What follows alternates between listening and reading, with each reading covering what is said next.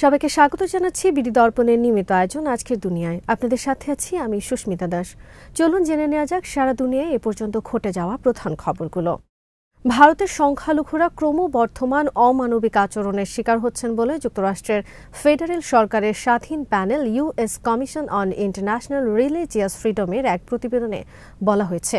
মঙ্গলবার প্রকাশিত এই প্রতিবেদনে শিখ বিচ্ছিন্নতাবাদী নেতাদের হত্যা পরিকল্পনায় জড়িত থাকার অভিযোগে ভারতের বৈদেশিক গোয়েন্দা সংস্থা রিসার্চ অ্যান্ড অ্যানালাইসিস উইংয়ের বা রয়ের উপর সুনির্দিষ্ট নিষেধাজ্ঞা আরোপের সুপারিশও করা হয়েছে।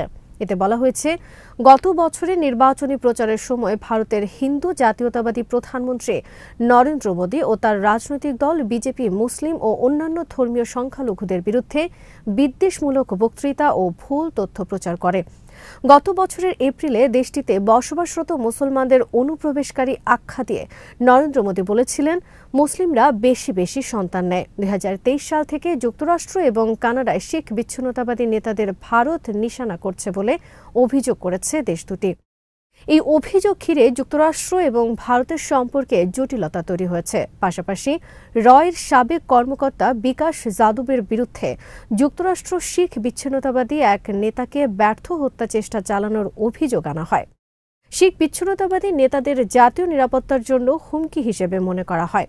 একই সঙ্গে বিদেশে শিখ বিচ্ছিন্নতাবাদীদের হত্যা চেষ্টার সঙ্গে জড়িত থাকার অভিযোগ অস্বীকার করে দেশটি।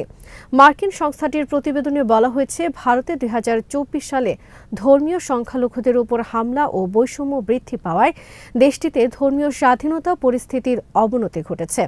মার্কিন যুক্তরাষ্ট্রের পররাষ্ট্র দপ্তরের মানবাধিকার ও ধর্মীয় স্বাধীনতা বিষয়ক প্রতিবেদনে গত কয়েক বছরে ভারতের সংখ্যালঘু সম্প্রদায়ের উপর নিপীড়নের কথা উল্লেখ করা হয়েছে। তবে নয়াদিল্লি যুক্তরাষ্ট্রের এসব প্রতিবেদনকে অত্যন্ত পক্ষপাতদুষ্ট বলে অভিহিত করেছে। যদিও মার্কিন এই সংস্থাটির এই সুপারিশ বাস্তবায়ন করা দেশটির সরকারের জন্য বাধ্যতামূলক নয়। ফিলিস্তিনের যুদ্ধ বিধ্বস্ত গাজা উপত্যকা থেকে ইসরায়েলের রকেট হামলা চালানো হয়েছে। বুধবার গাজা থেকে ইসরায়েলি ভূখণ্ডে অন্তত 2টি রকেট নিক্ষেপ করা হয়েছে বলে দাবি করেছে ইসরায়েলের সামরিক বাহিনী। তবে এই হামলায় তাৎক্ষণিকভাবে কোনো ক্ষয়ক্ষতি কিংবা হতাহতের তথ্য জানা যায়নি। ফিলিস্তিনি প্রতিরোধ সংগঠন ইসলামিক জিহাদ এই হামলায় দায় স্বীকার করেছে। এক বিবৃতিতে ইসরায়েলের সেনাবাহিনী বলেছে, গাজা থেকে ইসরায়েলি ভূখণ্ডে 2টি রকেট ছোড়া হয়েছে। এর মধ্যে একটি রকেটে বাধা দেওয়া হয়েছে এবং অন্যটি গাজা সীমান্তের কাছে ইসরায়েলি ভূখণ্ডে ভূপাতিত হয়েছে। বিবৃতিতে বলা হয়েছে, গাজা উপত্যকা লাগোয়া ইসরায়েলি ভূখণ্ডে স্থানীয় সময় বেলা 12:03 দিকে সাইরেন বাজিয়ে বাসিন্দাদের সতর্ক করে দেওয়া হয়। এর পরপরই গাজা থেকে ছোড়া 2টি রকেটের ইসরায়েলি আকাশসীমায় প্রবেশ শনাক্ত করা হয়েছে। এর মধ্যে একটি রকেট সফলভাবে ভূপাতিত করেছে ইসরায়েলি বিমান বাহিনী, আর অন্য রকেটটি ইসরায়েলের জিমরাত এলাকায় পড়েছে বলে বিবৃতিতে জানানো হয়েছে। তবে গাজা থেকে ছোড়া রকেটের আঘাতে ইসরায়েলে কোনো ক্ষয়ক্ষতি কিংবা হতাহত হয়েছে কিনা সে বিষয়ে ইসরায়েলি সেনাবাহিনী কোনো তথ্য জানায়নি। এদিকে প্রতিরোধ সংগঠন হামাস আবারও সতর্ক করে দিয়ে বলেছে, ইসরায়েল তাদের নির্বিচার বিমান হামলা ও স্থল অভিযান অব্যাহত রাখলে জিম্মিদের কফিনে করে ফেরত পাঠানো হবে। এক বিবৃতিতে হামাস বলেছে, যতবারই দখলদার বাহিনী শক্তি প্রয়োগ করে জিম্মিদের মুক্ত করার চেষ্টা করেছে, তারা কফিন ভরা লাশ পেয়েছে। হামাস জানায়, অব্যাহত ইসরায়েলি বোমা হামলার মুখে তারা জিম্মিদের জীবিত রাখার সর্বোচ্চ চেষ্টা করছে, কিন্তু হামলার ফলে তাদের জীবন বিপদের মুখে পড়ছে। 2023 সালের 7 অক্টোবরের অভিযানে হামাস যাদেরকে ধরে নিয়ে গিয়েছে তার মধ্যে 50 জনের মতো জিম্মি এখনও তাদের হাতে রয়েছে বলে মনে করা হয়। যদিও হামাস জিম্মিদের সঠিক সংখ্যা কখনো প্রকাশ করেনি। হামাসের দাবি, চুক্তি অনুযায়ী যুদ্ধবিরতির দ্বিতীয় ধাপ বাস্তবায়ন করা, কিন্তু ইসরায়েল দ্বিতীয় ধাপে যেতে চাইছে না, কারণ দ্বিতীয় ধাপের শর্তে তাদের গাজা থেকে সেনা প্রত্যাহারের কথা বলা হয়েছে। হামাসের মুখপাত্র আবদেল লতিফ আল কানুয়া নিহত হয়েছেন। অবরুদ্ধ গাজা ভূখণ্ডের উত্তরাঞ্চলে জাওয়ালিয়ায় তার তাঁবুতে ইসরায়েলি বাহিনী হামলা চালালে তিনি প্রাণ হারান। উত্তর গাজার জাওয়ালিয়া আল বালাদে নিজের তাঁবুতে ইসরায়েলি হামলায় আবদেল লতিফ আল কানোয়া নিহত হয়েছেন বলে আল জাজিরা মুবাশশিরের সংবাদদাতারা জানিয়েছেন। অন্যদিকে কোটস নিউজ নেটওয়ার্কও হামাসের এই মুখপাত্রের হত্যাকাণ্ডের বিষয়ে প্রতিবেদন প্রকাশ করেছে। তারা মাটিতে আবৃত অবস্থায় আল কানোয়ার লাশের একটি ছবিও প্রকাশ করেছে।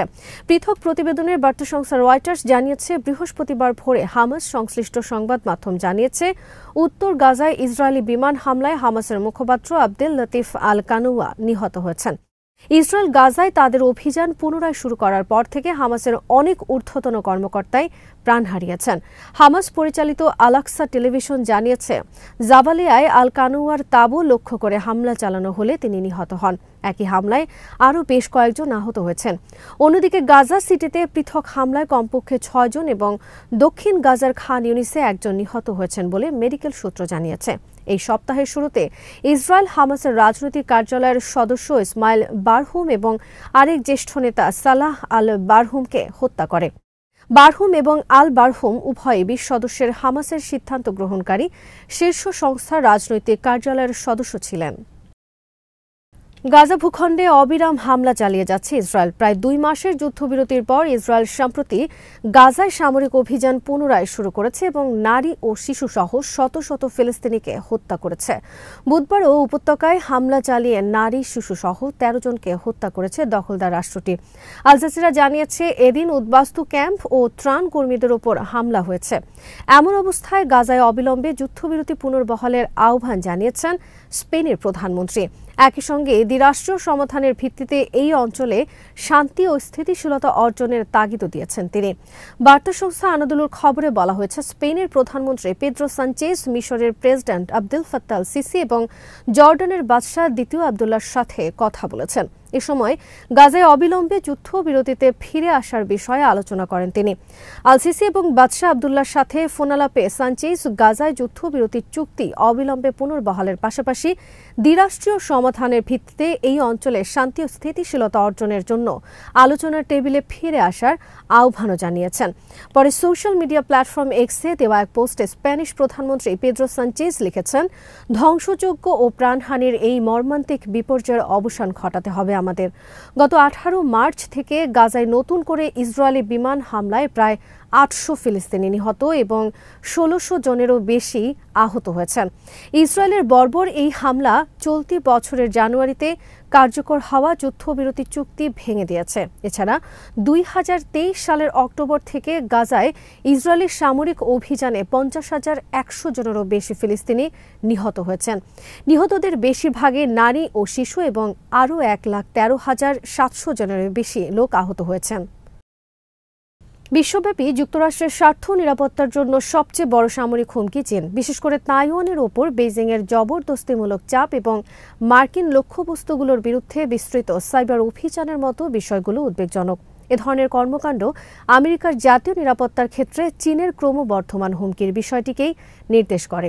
যুক্তরাষ্ট্রের বার্ষিক গোয়েন্দা প্রতিবেদনে এমন উদ্বেগ জানানো হয়। বিভিন্ন দেশ ও অপরাধী সংস্থাগুলো কর্তৃক যুক্তরাষ্ট্রের জন্য সৃষ্ট নিরাপত্তা হুমকি নিয়ে দেশটির শীর্ষস্থানীয় গোয়েন্দা সংস্থাগুলোর সামগ্রিক দৃষ্টিভঙ্গির সারসংক্ষেপ হিসেবে এই প্রতিবেদন তৈরি করা হয়।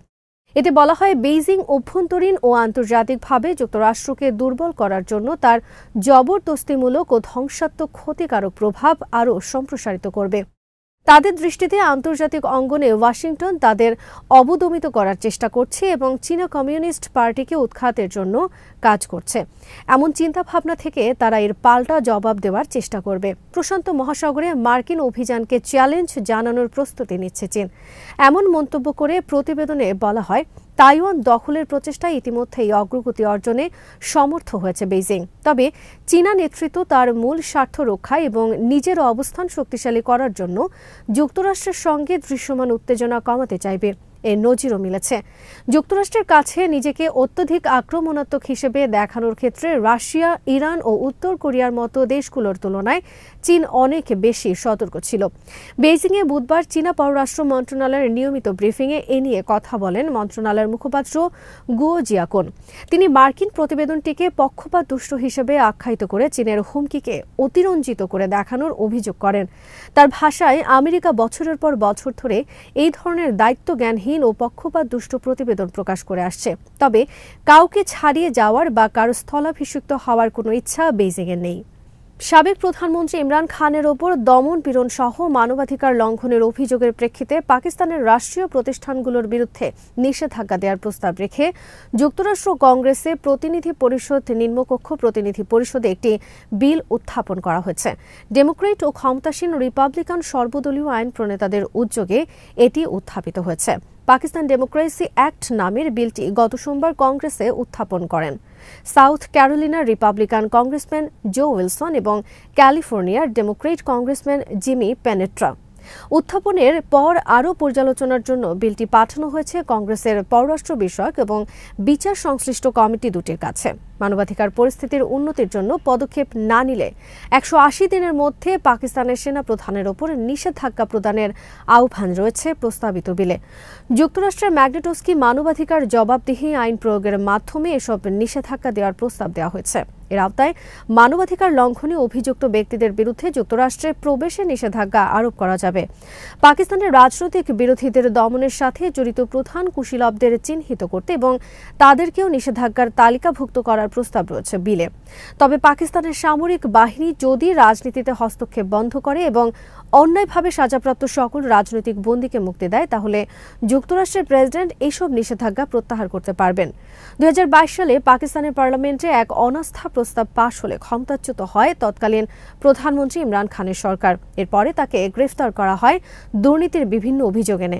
2023 সালের অগাস্টে তিনি গ্রেফতার হন। বর্তমানে তাকে রাওয়ালপিন্ডির একটি হাই সিকিউরিটি আদিয়ালা কারাগারে রাখা হয়েছে।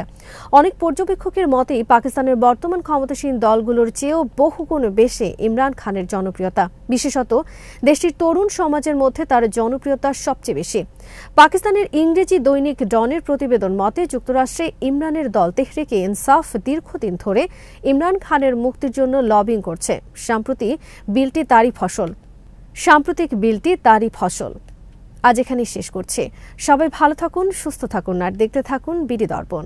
চ্যানেলটি ভালো লাগলে সাবস্ক্রাইব করুন, সংযুক্ত থাকুন আমাদের ফেসবুক পেজে।